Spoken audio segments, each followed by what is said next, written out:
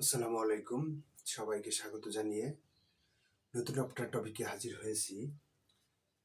টপিকটা হলো খতিয়ান বা পর্চা কত প্রকার, কোথা থেকে আসলো, কিভাবে হলো, সর্বপ্রথম খতিয়ান কোনটা, সর্বশেষ খতিয়ান কোনটা ইত্যাদি বিষয় নিয়ে কথা বলবো। আমি অ্যাডভোকেট আতিয়ার শিকদার, ঢাকা জজকোর্ট। খতিয়ান চেনার আগে খতিয়ান সম্পর্কে একটু পরিচিতি হই। আসলে খতিয়ানটা কি? খতিয়ান বা পর্চা হলো এমন একটা পেপার বা এমন একটা কাগজ যা কতটুকু জমি আছে, জমির দাগ নাম্বার কোনটা, দাগ নাম্বার কয়টা, খতিয়ান নাম্বার কত, জমির মালিক কে আছে, জমিদার কে ছিল, ইত্যাদি বিষয় নিয়ে সংবলিত একটা কাগজ। অর্থাৎ জমির পুরোপুরি পরিচিতির জন্য যা যা প্রয়োজন এরকম লিপিবদ্ধকৃত কাগজকেই পর্চা বলা হয়। সেখানে মালিকের নাম থাকতে পারে, চাষাবাদ যে করেছে তার নাম থাকতে পারে, বা প্রকৃত মালিক। মালিক বলতে আমরা কিন্তু সাধারণত বর্তমানে তিনজন ব্যক্তি কোনো সম্পত্তির মালিকানা অর্জন করতে পারে। একটা হলো সরকার, আর একটা হলো ব্যক্তি মালিকানা, আর একটা হলো ট্রাস্ট। তো সরকার, এটা তো সাধারণভাবেই বোঝা যায়। তো এই তিনজন যদি মালিক হয়, তিনজনের যে কোনো একজনের নাম থাকবে। নাম থাকলে সেটাই হবে একটা পর্চা, এরকম। আচ্ছা, এখন আমরা যদি একটু দেই যে আমাদের কয়টা পর্চা আছে। 13-14টা পর্চা আমি দেখছি। CS, SA, RS, BS, BDS, BRS, city জরিপ, তসদিক পর্চা, খসড়া পর্চা, মাঠ পর্চা, ডিপি খতিয়ান, সূত্র পর্চা, মাঠ পর্চা, নামজারি পর্চা, গুজরাতও আছে, এটাও একটা পর্চা। আমরা যদি একটু ইতিহাস জানি যে কিভাবে আসলো এই খতিয়ানগুলা। ব্রিটিশরা যখন শাসন আমলে, ব্রিটিশদের শাসন আমলে ওরা তো যা ইনভেস্ট করেছে তার থেকে ওরা লাভ করারই চেষ্টা করছে বা করছে। তো দেখে ওরা ওদের খাজনা যেভাবে ওরা চাওয়ার বা পাওয়ার কথা বা চাওয়ার কথা তা ওরা পাচ্ছে না। তখন জমিদারদের, ওদের নিয়ম ছিল কি, ওরা হলো জমিদারদের কাছ থেকে খাজনা নেবে, জমিদাররা আবার কৃষকদের কাছ থেকে খাজনা নেবে। কৃষকরা আবার খাজনা দেবে কিভাবে? কৃষকরা আপনার চাষাবাদ করবে, চাষাবাদের মাধ্যমে ওদের ওই খাজনাটা কালেক্ট করবে। যে চাষাবাদ করে যে লাভটা, বেনিফিটটা আসবে, ওই লাভটা মালিককে দেবে, জমিদারকে দেবে, জমিদার আবার সরকারের ঘরে জমা দেবে। এর মধ্যে আবার ওই যারা চাষাবাদের জন্য কোনো গাছপালা কেটে বা ঘাস কুটে কেটে পরিষ্কার করে, এই একজন নেতা আসে, এই এই জমি আমার, আমি দখল করলাম। ওরকম তো কোনো পর্চা বা কোনো কিছু ছিল না যে এই জমি কার। ও পরিষ্কার করে একটু নিলেই একজন নেতা বা তাই এসে বলতো যে এটা আমাকে দিয়ে দে, এটা আমার, কি করবি কর। তো এরকম ভাবে কেউ চাষাবাদও করতে পারতো না, আর কেউ গরজ করতো না যে না, আমি ঘাস পাতা পরিষ্কার করে চাষাবাদ করব আর তুমি নিয়ে চলে যাবা, আমি চাষাবাদ করব না। তো চাষাবাদ না করলে এখন খাজনা দেবে কে? খাজনা দেওয়ার মতো কোনো লোক নাই। খাজনা না দিলে এখন ব্রিটিশরা বললো জমিদারদের যে ওদের পিটায় খাজনার ব্যবস্থা করো।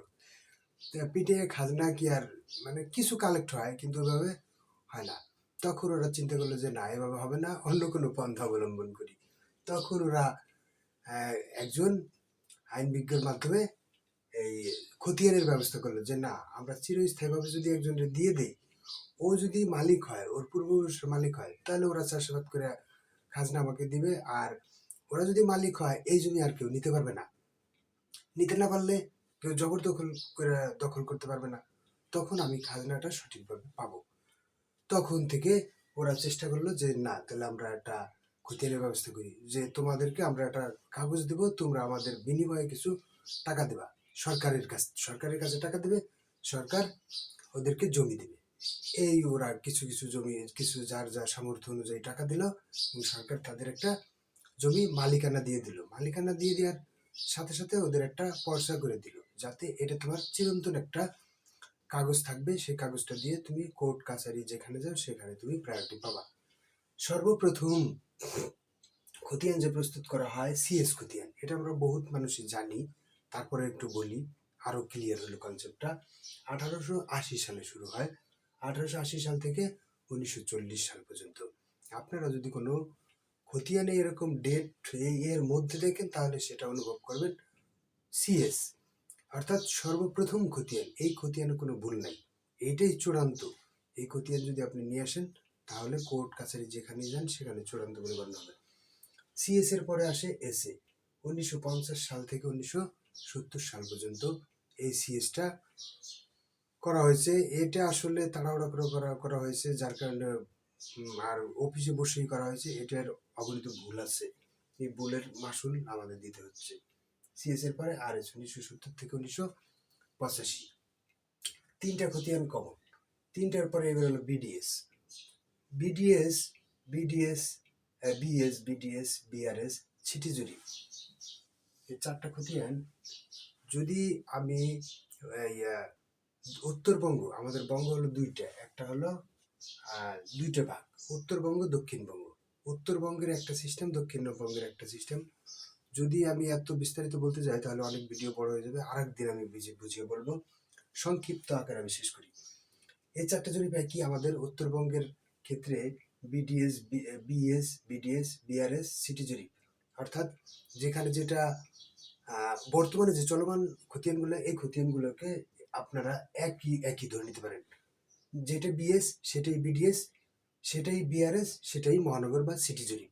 যদি ঢাকার ভিতরে হয় তাহলে এটাকে বলা হয় সিটি জরিপ বা মহানগর জরিপ। যদি উত্তরবঙ্গ বা অন্যান্য এলাকায় যে মহানগরের বাইরে বলা হয় তাহলে বিডিএসও বলতে পারেন, বিআরএসও বলতে পারেন, বিএসও বলতে পারেন।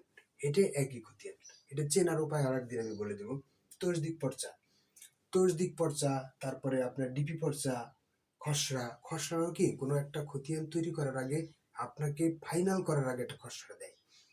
খসড়া দিলে, আর খসড়া দেওয়ার আগে একটা ডিপি খতিয়ান দেয়, যে আপনি আসলে ড্রাফট অফ পাবলিকেশন পাবলিশ করার জন্য, যে এই খতিয়ানটা আপনার খসড়ার মতো আর কি, যে একটা খসড়া দিল, খসড়াটা যদি আপনার অনুমোদন করে দেয়, ফাইনাল করে দেয়, তাহলে সেটা হয়ে যাবে ফাইনাল পর্চা, মানে চূড়ান্ত খতিয়ান হিসেবে গণ্য হবে। সূত্রপত্র মাঠ পর্চা, নামজারি পর্চা। অর্থাৎ নামজারি পর্চা কি, যখন নাকি আপনি কোনো একটা জমি কিনছেন বা জমি ওয়ারিশ সূত্রে পাইছেন, পাওয়ার পরে আপনার নাম অন্তর্ভুক্ত করার জন্য, খতিয়ানের নাম অন্তর্ভুক্ত করার জন্য আপনি দিছেন, আপনার নামে ওই খতিয়ানটা অন্তর্ভুক্ত হয়েছে, তখন সেটাকে বলা হয় নামজারি খতিয়ান। এগুলো নিয়ে বিস্তারিত আরেকদিন বলবো।